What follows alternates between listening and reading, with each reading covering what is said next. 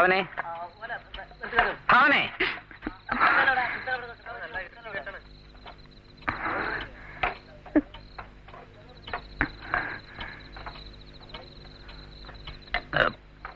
മോൾ ഊണ് കഴിച്ചോ?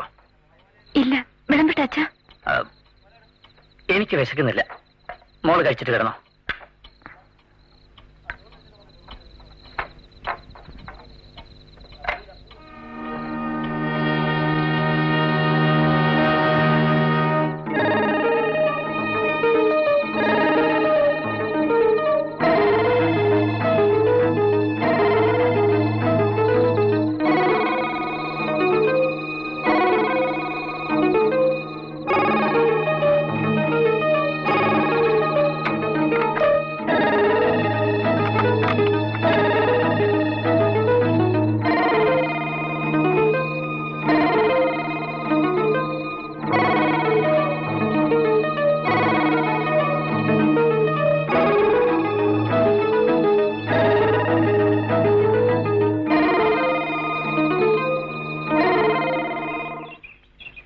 കാണുന്നില്ലല്ലോ ഷിക്കാരി സാർ.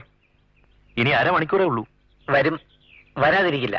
ഹലോ ബൽറാം, നീ ഇത് എവിടെ ആയിരുന്നറാ? 4-5 ദിവസമായി ഞാൻ ട്രൈ ചെയ്യുന്നു.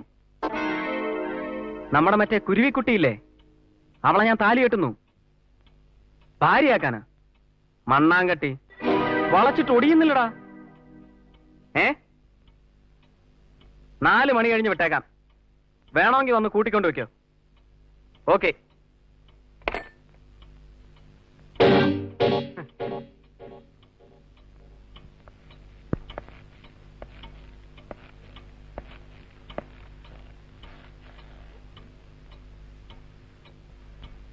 ഞാനൊരു പെഗ് എടുത്തോട്ടെ? മനസ്സിലായില്ല. പറയാം.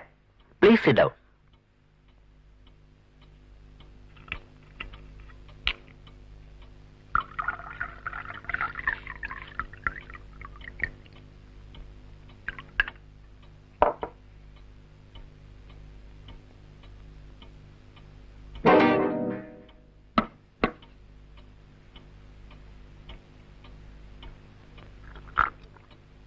ഞാൻ ഭാവനയുടെ ബ്രദറാണ്. ഏത് ഭാവന?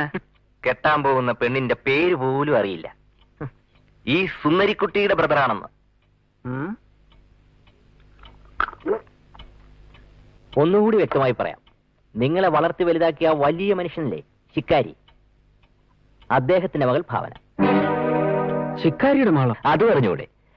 പരസ്യമായി നിന്നെ അപമാനിക്കാൻ വേണ്ടി മാത്രമാണ് ശിക്കാരിയമ്മാവനെ വിവരം രഹസ്യമായി വെച്ചിരിക്കുന്നത്. ഇത് പറയാനാണോ ഇപ്പൊ ഇങ്ങോട്ട് വന്നത്? എന്റെ കൊച്ചനുജത്തി നീ താലി കെട്ടുന്നത് എനിക്കിഷ്ടമല്ല, അത് പറയാനാണ്. താലി കെട്ടുന്നത് എനിക്കും ഇഷ്ടമല്ല. പിന്നെ ഒരു രസത്തിന് അല്ലേ?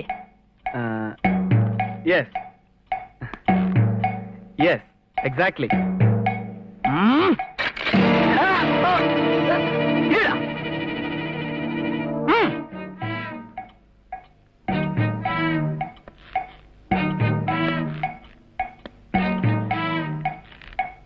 പട്ടാളക്കാരനെ തോക്ക് പിടിക്കാൻ പഠിപ്പിക്കുന്നു. മുഹൂർത്ത സമയത്തിന് താലി കെട്ടാൻ അവളുടെ പ്രിയപ്പെട്ടവൻ വരും. അവിടെ നടക്കുന്ന സംഭവങ്ങളൊക്കെ ഒരു കമന്ററി പോലെ ഞാൻ പറഞ്ഞു തരാം.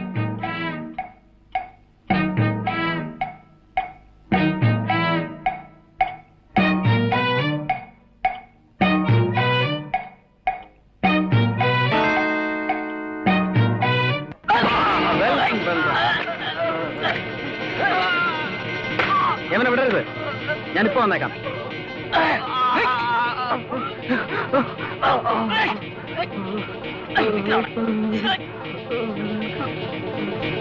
അതാ വന്നു കഴിഞ്ഞു.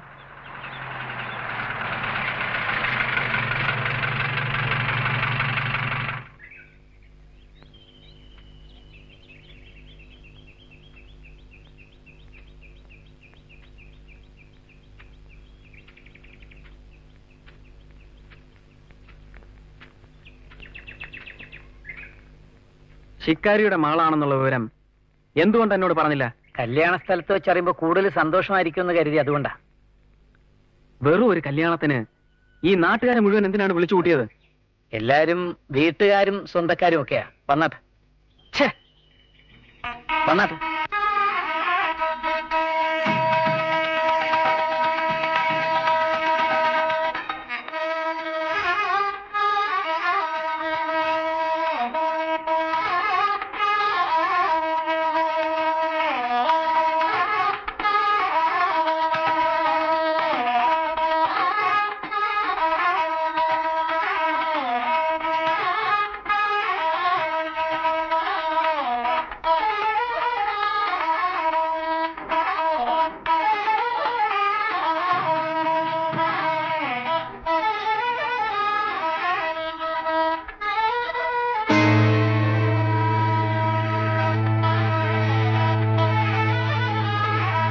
നിന്നോട് ആര് പറഞ്ഞു ഇങ്ങോട്ട് വരാൻ?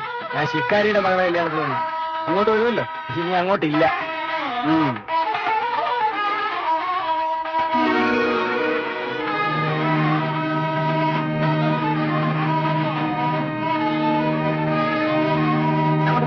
മാറി നിന്നാട്ടെ.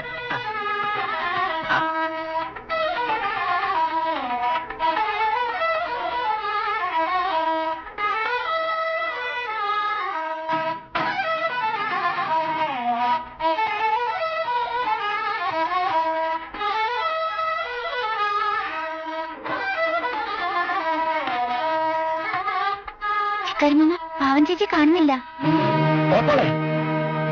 കുറച്ചു മുമ്പ് വരാൻ മുറി കണ്ടത്.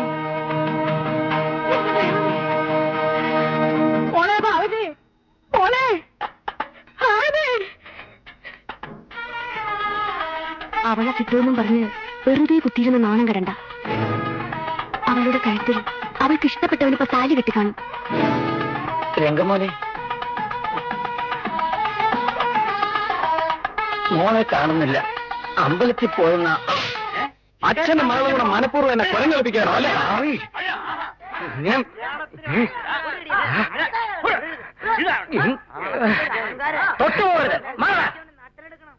എന്നെ എന്ത് വേണമെങ്കിലും ചെയ്തു. തെറ്റ് ചെയ്തവൻ ഞാനാ. രംഗമോനെ, എന്റെ കരണത്ത് പതിച്ചത് ഞാൻ തലോടി വളർത്തിയ കയ്യാ. സാരമില്ല, മോന്റെ അമ്മയുടെ അവസാനത്തെ ആഗ്രഹം നിറവേറ്റാൻ വേണ്ടിയാണ് സ്വന്തം മകളെപ്പോലും മറന്ന് ഞാൻ